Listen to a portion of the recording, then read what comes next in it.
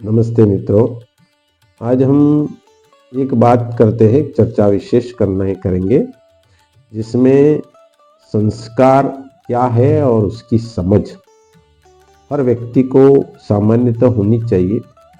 क्योंकि हम जब भी बात करते तो ये कहते हैं कि अमुक व्यक्ति है पर उसमें कुछ संस्कार नहीं है। आजकल बालक संस्कारहीन हो रहे हैं।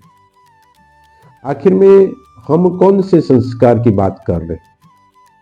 क्या होना चाहिए, हमारी क्या अपेक्षा है, समाज संस्कार के रूप में क्या अपेक्षा चाहता है किसी व्यक्ति से। तो इस विषय पर थोड़ी सी हम चर्चा करेंगे और चिंतन करेंगे। तो मैं आपको सबसे पहली बात तो ये बता देना चाहता हूं कि संस्कार जो है वह एक प्रक्रिया है। वह हमारे मन में विचार, व्यवहार और हमारे आदतों में बदलाव की बात करता है। यानी कि हमारी शरीर में के साथ साथ उम्र बढ़ने के साथ साथ व्यक्ति में कुछ समझ और कुछ व्यवहारिकता का पुट आना चाहिए।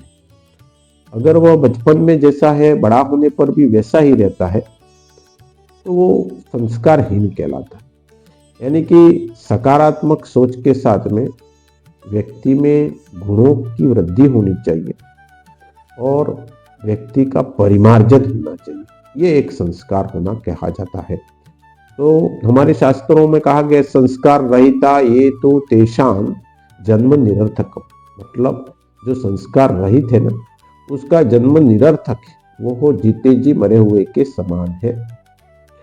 तो संस्कार अर्थात गुणों को परिलक्षित करना, गुणों का अपमार्जन करना, गुणों में नवीनता लाना और अवगुणों का त्याग करना, ये संस्कार है। जैसे कि एक उदाहरण के रूप में अगर बात करें तो किसी तांबे के लोटे को हम देखते हैं कि उस पर बहुत सारे दाग आ जाते हैं और वो काला सा दिखने लग जाता है।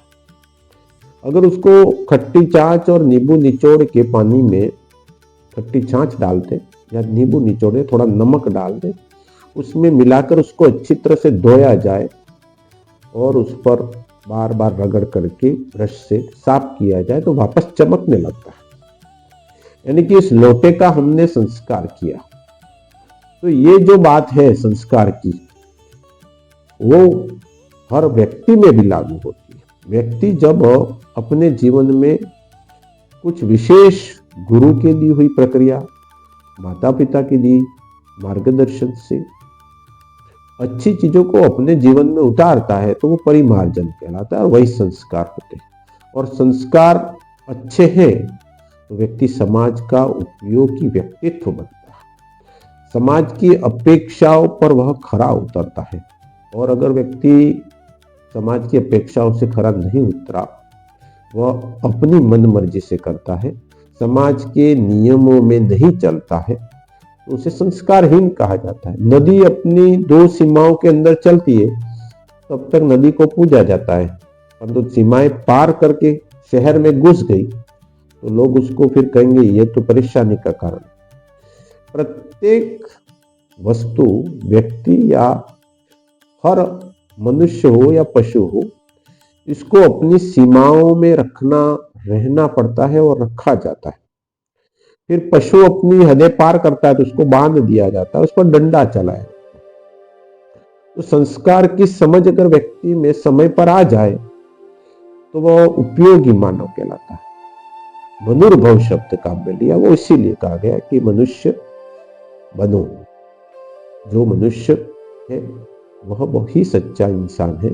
बाकी जो राक्षसी प्रवृत्ति की बात करें तो वो अपने संस्कारों से परे है, इसलिए वह राक्षस। तो संस्कार जो है उसका श्रेष्ठ उदाहरण यही है कि हम ये कहें कि एक बदमाश और बेईमान व्यापारी भी ईमानदार नौकर चाहता है। और कुसंस्कार का अगर श्रेष्ठ उदाहरण दे तो यही है कि बेईमानी करके, गलत करके भी व्यक्ति शर्मिंदा नहीं है, तो उससे बड़ा कुसंस्कार क्या हो सकता है। तो ये संस्कार जो है वो हम निर्माण करते हैं, माता पिता और गुरुजनों की ओर के द्वारा भी प्राप्त होते हैं। कुछ संस्कार पूर्व जन्म से ही हमारे अंदर होते हैं ऐसा मान सकते हैं कि 20% संस्कार तो पूर्व जन्म के साथ में लेके आते हैं, हमारे चित्त में पड़े होते हैं। हमारा ये जन्म पहला या अंतिम जन्म नहीं है। हमारे शास्त्रों में बताया गया हम हजारों जन्मों से पूर्व के कई सारे जन्म लेके आए, उसमें भी हमने कई संस्कार ग्रहण किए। वो संस्कार हमारे चित्त के पटल पर होते हैं और आंखें में उभर कर आते। माता के गर्भ में भी हमें संस्कार मिलते हैं। माता के गर्भ में जब हम होते हैं तो माँ जिस तरह से व्यवहार करती है, जो देखती है, जो क्रिया करती है, जैसा सोचती है, जैसे साहित्य पढ़ती है, टीवी देखती है, मोबाइल देखती है, वो भी बच्चों में आते हैं। तो 20% संस्कार माता के गर्भ से लगाकर 6 वर्ष की उम्र तक तैयार होते हैं। 20% शिक्षण से प्राप्त होते हैं, गुरुजनों से। 20% समाज में हमारी संगति व वातावरण से संस्कार प्राप्त होते हैं और शेष 20% जो बचे वो अभ्यास से रूपांतरण होता है, जिसमें हम आध्यात्मिकता के तरीके से भी बदलाव कर सकते हैं। ध्यान के माध्यम से भी हम हमारे संस्कारों में बदलाव ला सकते हैं। जप, तप, यज्ञ, हवन, ये धार्मिक क्रियाकलाप भी हमारे संस्कारों में बदलाव लाने का मूल कारण बनते हैं। तो ये थी संस्कार की समझ, और आगे इस विषय पर दूसरे बार में फिर चर्चा करेंगे। धन्यवाद।